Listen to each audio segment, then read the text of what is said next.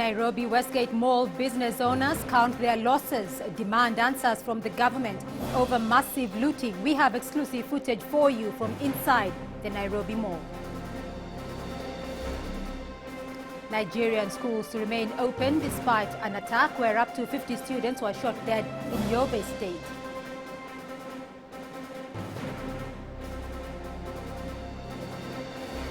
And we give you an insight of public transportation woes in Mozambique. Welcome to Africa Live on CCTV News with me, Beatrice Marshall in Nairobi. Also coming up on the program, Somalis can heave a sigh of relief as Barclays Bank extends money transfer operations for a further 2 weeks. And injury sidelines Burkina Faso playmaker Ala Traore ahead of a World Cup qualifier against Algeria. Kenya's parliament has begun its own investigation into the siege at the Westgate Mall. It is to question senior security officials and cabinet ministers, and it is also calling on ordinary Kenyans to participate. At least 72 people were killed last week when gunmen attacked the mall. The Red Cross says up to 39 people remain missing. CCTV has secured exclusive footage from inside the ruined mall. Robert Nagila has more. These pictures were filmed on Monday afternoon, and they reveal, for the first time, the damage that was inflicted during the 4-day siege.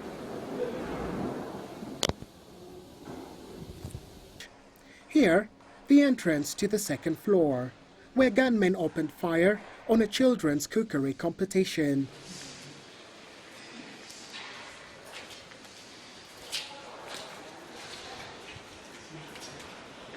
The sheer drop where the copper collapsed, reportedly brought down by the military's attempt to end the standoff. Down there is Nakumatt, the supermarket where so many of the hostages died. And this is what's left of the supermarket now. On the morning of Saturday, 21st September, this mall had been packed with hundreds of shoppers. And in a matter of seconds, it was turned into a killing ground.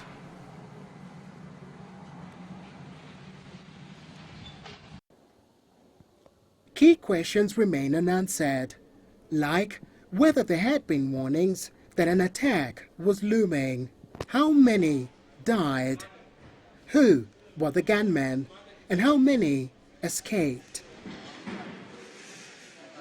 Somali militant Al-Shabaab has claimed responsibility. It says security officials here still have no idea what really happened. Kenya's politicians saw this carnage today for themselves. They too are demanding answers. We'll do everything possible to ensure that we come to the truth of this matter, to understand the history of this matter, to understand the actors in this matter, and to understand the failures in this matter. The mall itself remains a crime scene, and the media is still being kept out of here. Robert Nagila, CCTV, Nairobi, Kenya. Well, store owners at the Westgate Mall are pleading for more information from investigators. They say some of their stores were systematically looted and that more than 1,000 jobs are now in jeopardy. CCTV's Kofa Mrenje has more. 8 days after the gunmen swept into Westgate, store owners are finally allowed to see for themselves what's left of their property. And they are horrified. There's blood everywhere, there are bullets everywhere. There's gunshots at mannequins, for crying out loud. It's horrific. Mushiri Wahome's company runs more than half a dozen stores inside Westgate. They weren't just damaged, they were looted. There was an attempt by whatever parties to raid the cash tills, to raid the safes. There is no question about it, because in our view, it was a gunfight in there, it was a war in there. It had nothing to do with cash. Kenya's government has vowed to set up a committee comprising representatives from the stores, the security agencies and government to get Westgate working again. Let's not get the terrorists to win. because that's what they intended. They intended us to be afraid. We sit back in our homes and we cannot come back to the malls and start, leading our lives as normal as possible. But 8 days on from the attack, many who had businesses at Westgate say they are still being kept in the dark. Store owners say they have no idea when the mall will reopen. They are not even sure Westgate can be restored. They're still waiting for a full report on the structural damage that was inflicted during the siege. What will it take to bring it back? The biggest question in mind is the building structurally sound? Until someone tells us that, we won't be getting in there. Forensic experts are still picking through the rubble of the siege. It is not clear how many bodies are still buried here. Kofa Mrenje, CCTV, Nairobi, Kenya. Well, let's take you now to Nigeria, where more effort is needed by Nigeria security services to deal with insecurity in the region, according to Alhaji Ibrahim Gaidam, a governor of a Nigerian state. And this follows an attack by suspected Islamic extremists, which killed around 50 students on Sunday. The Sunday attack is the latest report of violence in northeastern Nigeria. The assailants, thought to be members of rebel sect Boko Haram, attacked one hostel, took some students outside before killing them, and shot others trying to flee. Many residents are now living in fear and are appealing to the government to tighten security. So we have seen movements of troops and armories fighting bikers for the military. We are yet to see the action on ground actually. So I want to seize this opportunity to appeal to the military authority and all other security chiefs, the police, and all civil defense to ensure that I think that to live up to the expectation of our people, because we have been seeing many English written in the pages of the newspapers, but no action. We want action, not tourism. We want action. Several schools seen as the focus of Western-style education and culture have been targeted. Boko Haram, which wants to establish an Islamic state in northern Nigeria, has intensified attacks on civilians in recent weeks in revenge for a military offensive against its insurgency. Wazir Khamsin, CCTV. International music star Jonathan Butler has returned to his roots in South Africa. The Grammy-nominated singer-songwriter is on tour in his homeland, but he is also there on a personal quest. CCTV Sumitra Naidu has more.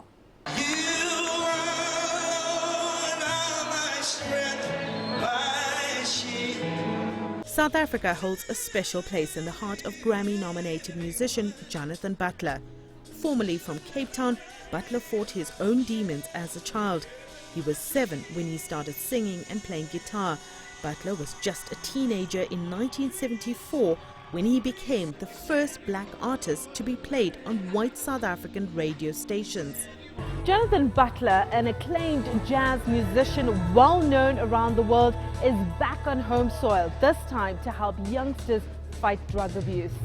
Even though he lives in the United States, his experience of the devastating poverty under apartheid makes him no stranger to the social ills that still exist in South Africa. It's about developing youth and substance abuse, which is something I know a lot about. He now wants to give back to his community, and he's using music to keep children off the streets and away from drugs. It was more for me a personal a journey and a goal of mine to help other kids. You know, I spend a lot of my time thinking about why, how come I'm where I am, and how I can do something with this love and passion and fire. And home, of course, is where it all began for me. It began all here when I was 1974. I was had my first record out when I was 13, and so come from poverty, come out of distortion, drugs. The Jonathan Butler Foundation has also partnered with the Gauteng government and will run a series of substance abuse and youth reorientation programs, including the training of child and youth care workers from mid-February 2014. The aim is to get children off the streets and rooted in music and the arts, giving them the space to creatively express themselves. Sumitra Nadu, CCTV, Johannesburg. You're watching Africa Live on CCTV News. Coming up, Malian army clash with rebels in the northern part of the country.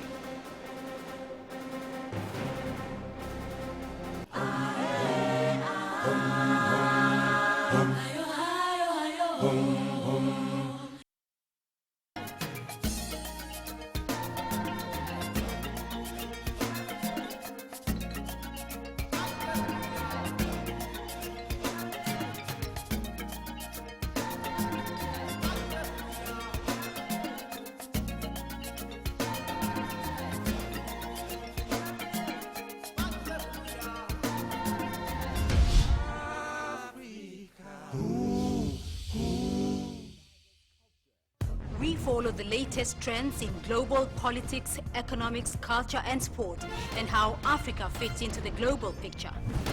You decide what's important. We need fair trade and justice. Africa's future will be determined by Africa. For women's equal opportunity, for a better life. We have to change something, and it's not the outsiders. Talk Africa, a new voice for the world.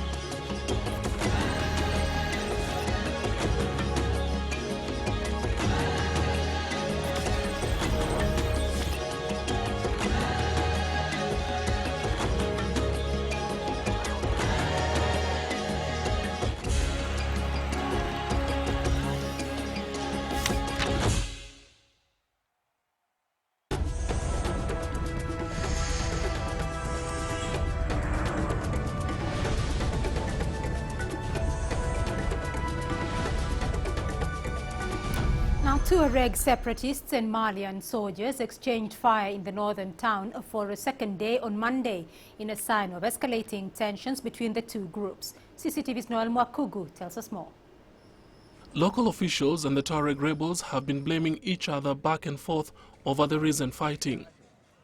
Soldiers say the Tuareg separatists attacked an army unit stationed outside a bank in the center of the deserted town. But this report, contradicted by the Tuareg rebels, who through their spokesman insisted the Malian soldiers had opened fire on an MNLA vehicle, injuring 3 men who were inside. The incident in Kidal comes just 2 days after a grenade attack outside the same bank in which 2 Malian soldiers were wounded, and also 3 days after the MNLA rebels ended a ceasefire with the newly elected government.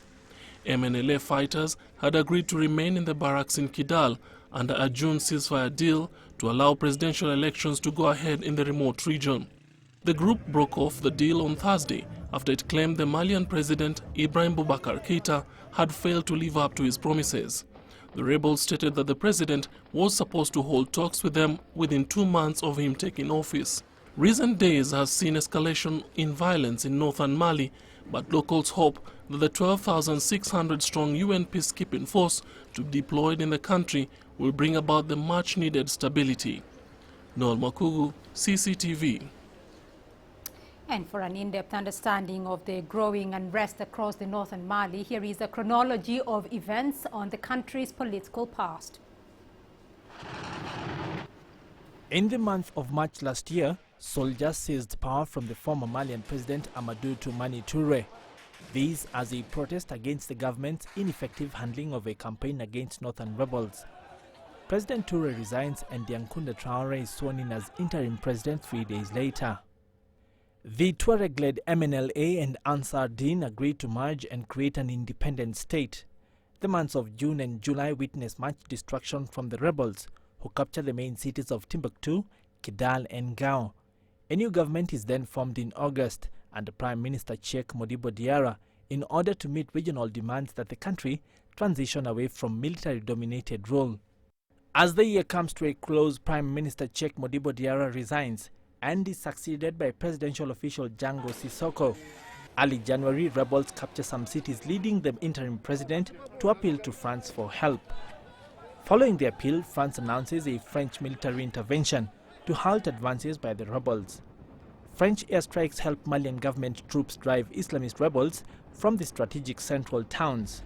While France begins to withdraw its 4,000-strong force in April, a 2,600-strong peacekeeping force helps the Malian army provide security. Presidential elections take place on July the 28th, after being postponed following the coup in March. A presidential runoff is prepared after first round failed to produce a clear winner. The former Prime Minister Ibrahim Boubacar Keïta wins presidential elections. And for more on this developing story, we are now joined by CCTV Stephen Fee. He's live in New York for us. Stephen, there are reports of clashes between the army and rebels in the northern part of Mali. What has been the UN reaction to these latest clashes? Well, I just spoke to the UN's top spokesman, Martin Nazirki, and he said that the UN's peacekeeping force that's in the country is in dialogues with the government, both trying to secure the security situation in Kidal and also, of course, condemning a suicide bombing in Timbuktu over the weekend. Now, the UN has been pretty consistent here. They've called for a firm ceasefire on all sides and for all parties to live up to their bargain in that June 19 peace agreement. But as you've already reported, just last week, rebel forces withdrew from that peace agreement, saying Mali wasn't quite living up to its end of the bargain. And this is the first big outpouring of violence that we've seen since that took place. Now, UN officials say they're in close contact, of course, with the Malian government. And of course, this has been very much in focus here as it is United Nations General Assembly Week here in New York, meaning plenty of world leaders have been talking about the continuing instability in Mali and in the Sahel region. Well, Stephen, the Mali issue, though, has been debated at length at the UN General Assembly. What resolutions have been made on the way forward on this matter? Well, indeed, we saw a lot of calls for securing the situation in Mali, but not just from African leaders. We also saw it from European leaders, including French President François Hollande, as well as other European leaders who are pushing for a peaceful resolution to the conflict in Mali and in the Sahel. We also saw a lot of focus on terror attacks, responding in particular to the terror strikes in Kenya, and also seeing a lot of unity within African leaders calling for reform of international organizations, including the United Nations, saying that African voices not having the amount of clout that they ought to have in international bodies like the UN. Obviously, the president of Mali did give remarks here last week. He said that the world has to remain ever vigilant to these types of unstable terror strikes in his country. And of course, the UN reaffirmed that today, saying that every side must be vigilant. We're still pretty far from seeing a peaceful resolution to this conflict. All right, Stephen Fee joining us there from New York. Thank you. Now, media reports in Algeria say that the country's President Abdelaziz Bouteflika, largely unseen for months because of health problems, presided over a cabinet meeting for the first time this year. The APS news agency reported that the 76-year-old, in power since 1999, presided over a cabinet he had reshuffled earlier this month, which has already approved 7 draft laws, including the 2014 budget. We'll take a short break here on Africa Live, but coming up on the program, we give you an insight of public transportation wars in Mozambique.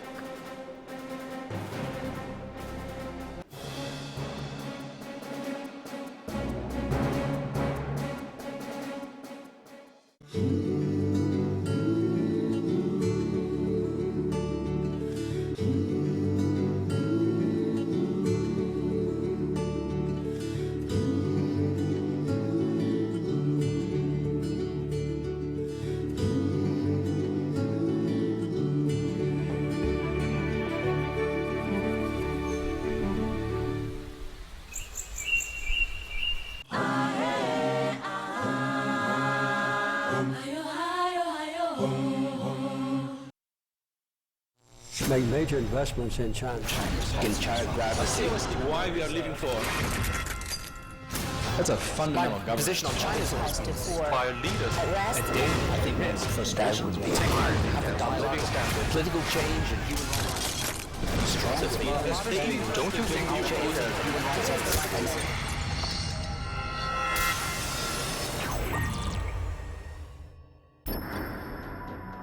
Dialogue. Ideas matter.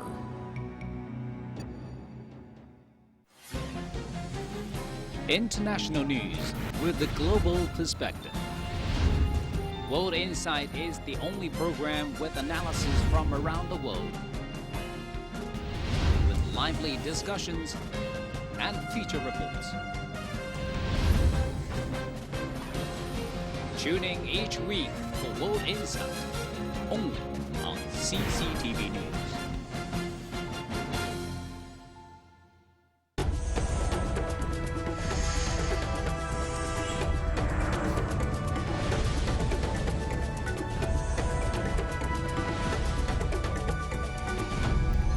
Let's now head over to Mozambique, where calls are growing for the government to reform transport for commuters in the capital, Maputo. Public transportation in the city has been neglected for years, and for many people, simply getting to work can be a high-risk gamble. CCTV's Julie Shire has more. The chapas of Maputo. For most people here, they're the only way to get around town. They're certainly cheap, about 20 US cents for a 5-kilometer ride. But there's another price to pay. The highest number of accidents and the highest numbers of deaths are due to pedestrians being run over by chapas, and chapa crashes with several passengers. Mozambique is still rebuilding from its long years of civil war, and rebuilding a public transport system is a long way down the list. These chapas have filled the gap. Operators say they need government support to improve service and safety. The solution to this problem is through the private sector.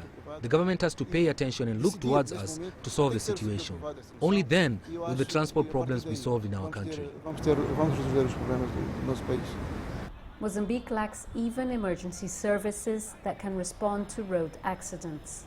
It's thought around 1,700 people are killed on the roads every year. These figures are inaccurate, and the truth is there could be thousands more. A harsh reality that makes Mozambique an extremely dangerous country to drive in. Julie Shire, CCTV News, in Maputo, Mozambique.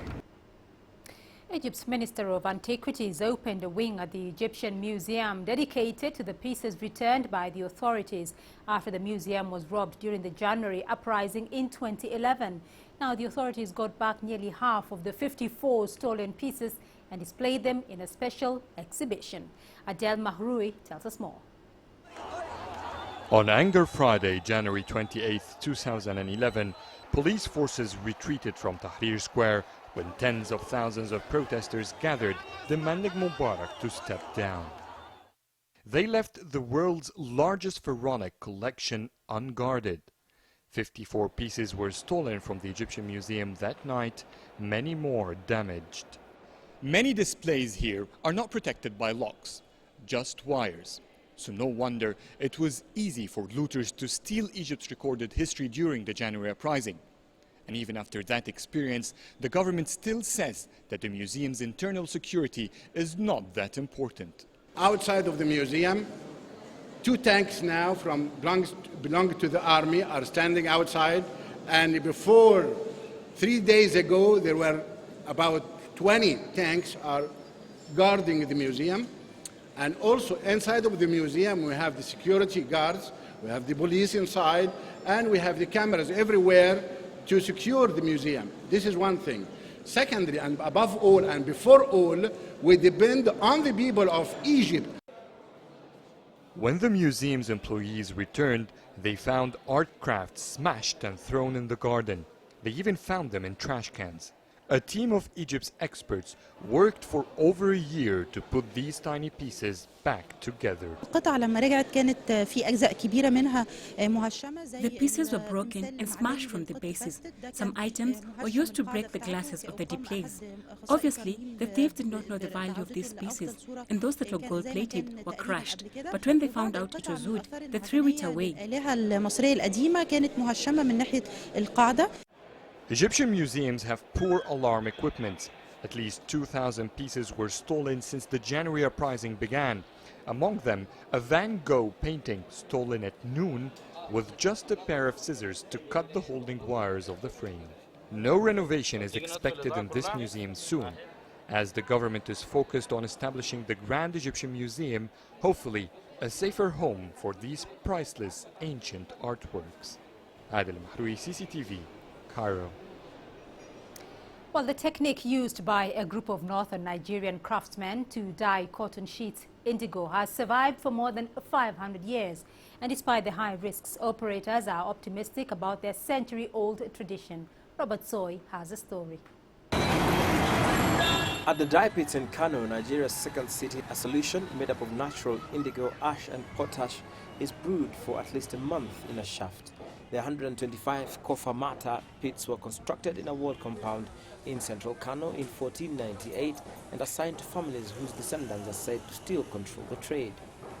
So we have some natural indigo, we have some potassium powder, we have some ash from ordinary wood. So all these ingredients will mix together inside the pit to give the color from blue to light blue. The high cost of electricity combined with the influx of foreign fabrics have forced the closure of all Kano's 20 textile factories. But the dye pits survived since it's cheap to run, requiring no electricity, and still have loyal customers. Fabrics made at the dye pits typically sell for around $20. The name of this design is Three Pillars of Kano: honesty, hospitality and faith. But customers have diminished significantly because of the repeated attacks launched by the Islamist group Boko Haram.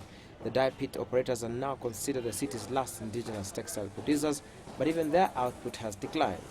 The operators say clinging to the tradition is important for their survival. They boasted that over 5 centuries, the inner walls of the pits have never peeled off. And the Kano government spent $95,000 earlier in the year to refurbish the compound that hosts the pits. Robert Soy, CCTV. And let's take a quick look at the day's business with Penina Karibe. Penina. Thanks, Beatrice. Coming up on Biz Africa tonight.